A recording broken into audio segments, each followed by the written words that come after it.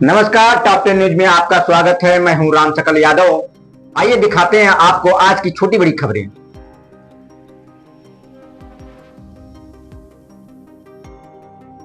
मंगलवार को नगर पालिका परिषद की आहूत बोर्ड बैठक अधिशासी अधिकारी प्रशांत कुमार के अनुपस्थित रहने के कारण संपन्न नहीं हो सकी।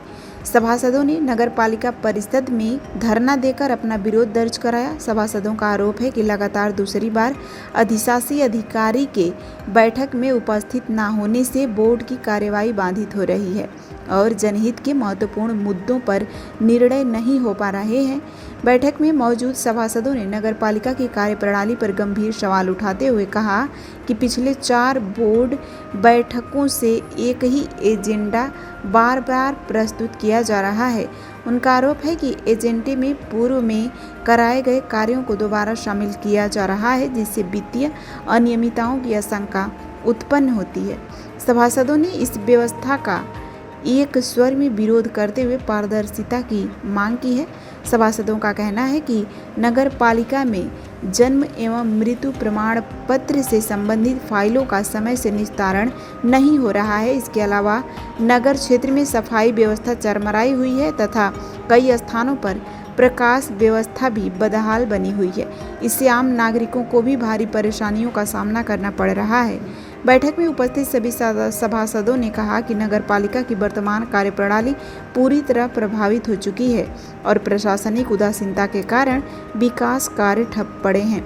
उन्होंने मांग किया कि बोर्ड बैठकों का नियमित संचालन सुनिश्चित किया जाए, अधिशासी अधिकारी की उपस्थिति अनिवार्य की जाए तथा नगर की मूलभूत आवश्यकताओं का शीघ्र समाधान किया जाए। आराजी बाग के सभासद पुनीत राय ने कहा कि जल्द ही सभासदों का एक प्रतिनिधि मंडलायुक्त से मुलाकात करेगा।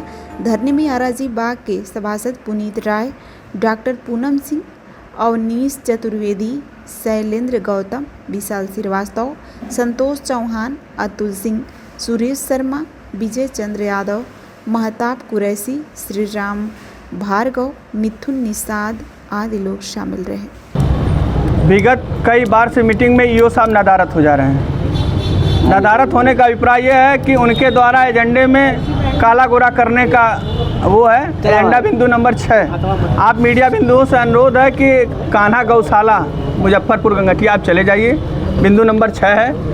आप देख के आइए वहाँ कूलर पंखे लगे हुए हैं कि नहीं लगे हुए। कूलर पंखे लगे होने के बाद गर्मी बीत गई, मानसून स्टार्ट हो गया, उसके बाद भी इनको कूलर लगवाना है। हर एजेंडे में रहा है 5 और ये 4 बार से लगातार एजेंडे में आ रहा है। ये क्या उनके इसमें काला गोरा है, कुछ समझ में नहीं आ रहा है। और आप समझिए कि प्रकाश व्यवस्था पूरे शहर की ध्वस्त हो गई है, सफाई व्यवस्था पूरे शहर की ध्वस्त हो गई है। उसके बाद भी चूंकि 4th क्लास के कर्मचारी के सर्वे सर्वा अधिशासी अधिकारी नगर पालिका परिषद की, उसके बाद भी वह जो है इन चीज़ों पे ध्यान नहीं दे रहे। आप जन्म मृत्यु के फाइलें जाके देखिए, 20-20 दिन से सिग्नेचर नहीं हो पा रही। 200 रुपया भी ले रहे हैं लोग।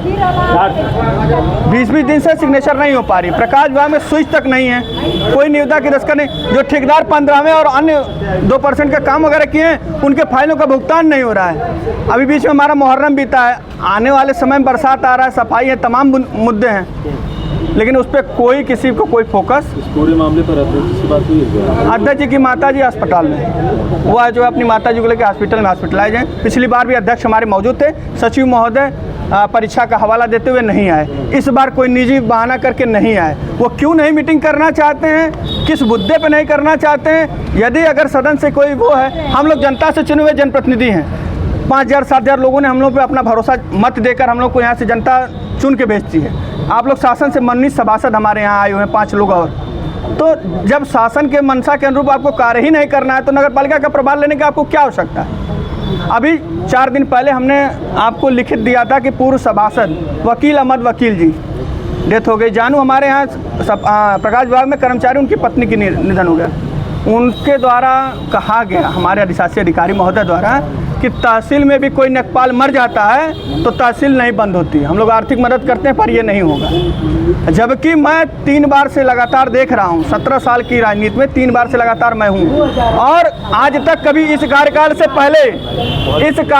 पहले आज तक कभी ऐसा नहीं हुआ था। जब भी कोई कर्मचारी के यहाँ कोई भी या किसी सभासद के यहाँ कोई अप्रिय घटना घटती थी तो नगर पालिका आधे दिन बाद कंडोलेंस आती थी कि ताकि कर्मचारी भी उनके यहाँ उनकी मट्टी में उनके उसमें सम्मिलित होकर अपनी शोक संवेदना व्यक्त कर सकें। तो प्रशांत कुमार को लेकर के क्या है, आप लोग लगातार 4 बार उनकी कार्यप्रणाली से हम लोग बिल्कुल आहत हैं, असंतुष्ट हैं। उनको नगर पालिका चलाने का ज्ञान ही नहीं। जब नगर पालिका में समय नहीं दे पा रहे तो किसी और अधिकारी को चार्ज देना चाहिए। हमारे यहाँ एक ईओ साहब का ट्रांसफर हुआ, वो मेडिकल लीव पे चले गए, आप रिलीज ही नहीं हुए। तो अगर आप काम न कर पाने में सक्षम हैं, समय नहीं दे पा रहे हैं, या कोई और आपको लग रहा है कि कहीं नगर पालिका में गलत सही है, तो आप उन बिंदुओं की जांच कराइए। उसके लिए आप किसी चुने हुए जनप्रतिनिधि को अपमानित करेंगे, सदन की अवहेलना करेंगे। सदन से ही पूरे कर्मचारियों की तनख्वाह चलती है, सदन से ही विकास कार्य चलते हैं। जनता हम लोगों को चुन के इसीलिए न भेजी है कि हम लोग अपने सदन में जाएंगे, अगर कोई कर्मचारी नहीं सुनता है तो उसके विरुद्ध सदन में कार्रवाई कराएंगे। तो जब हमारे सचिव ही नहीं उपस्थित रहेंगे जिस पे डिस्कशन करना है, जिन मुद्दों को हम लोगों को डिस्कशन करना है, जैसे 5-6 बिंदु 10 बिंदु हैं, इन बिंदुओं पे हम किससे डिस्कशन करने जाएंगे? तो क्या मांग है आपकी? हमारी मांग यही है कि इस अपमानजनक जो हम लोग के साथ व्यवहार हो रहा है, यदि उनकी छुट्टी 27 तारीख को आ गई, 27 को हमको एजेंडा मिला, 28 तारीख को सभी मेंबरों को जो है मीटिंग स्थगित की एक नोटिस मिलनी चाहिए थी। ये कतई बर्दाश्त नहीं होगा कि बार बार बुला के आप लोग नदारत रहें। हम लोग जनता से चुने जनप्रतिनिधि, हम लोग यहाँ आके आपका इंतजार करके चले जाएं। ये बिल्कुल कतई बर्दाश्त नहीं होगा। शासन से क्या मांग है आप? माननीय मंडलायुक्त महोदय से हम लोग एक डेलीगेट्स लेके मिलेंगे, क्योंकि कमिश्नर साहब के पास ये पावर है कि नगर पालिका के किसी भी मिनट पे वो अपने जांच कर सकते हैं, उसको समाप्त भी कर सकते हैं, उस पर कार्रवाई भी कर सकते हैं, और वही शासन को भेज भी सकते हैं। इसलिए हम सभी सभासद बंधु जाएंगे और मंडलायुक्त महोदय के यहाँ अपनी बात रखेंगे, अपनी पीड़ा को रखेंगे। सर्वोदय पब्लिक स्कूल आजमगढ़ में आपका स्वागत है, जहां हर दिन एक नई शुरुआत होती है। यहां आपके बच्चे की अच्छी शिक्षा और बेहतर भविष्य के लिए नई शिक्षा नीति 2020 के अनुरूप पाठ्यक्रम है और इससे जुड़ी सभी सुविधाएं उपलब्ध हैं। यहाँ sports, horse riding, dance classes जैसी यूजफुल एक्टिविटीज तो होती ही हैं, साथ ही लाइब्रेरी, म्यूजिक और आर्ट एंड क्राफ्ट के थ्रू भी बच्चों की क्रिएटिविटी को स्पेशली बढ़ावा दिया जाता है। बच्चों को तकनीकी दुनिया से जोड़े रखने के लिए स्मार्ट क्लासेस, रोबोटिक्स और कंप्यूटर लैब्स उपलब्ध हैं। छोटे बच्चों के लिए अलग से प्ले सेट एरिया है और एक्टिविटी रूम की व्यवस्था है। सर्वोदय स्कूल में बड़ी क्रिकेट एकेडमी के साथ ही हेल्थ और वेलफेयर क्लब भी है, जहां पर बच्चों को सेहतमंद और खुश रखने की पूरी कोशिश की जाती है। 6th क्लास से गर्ल्स के लिए सेपरेट क्लासेस और बिल्कुल सुरक्षित स्कूल बस सर्विसेज, वो भी GPS के साथ सभी रूट्स के लिए अवेलेबल है।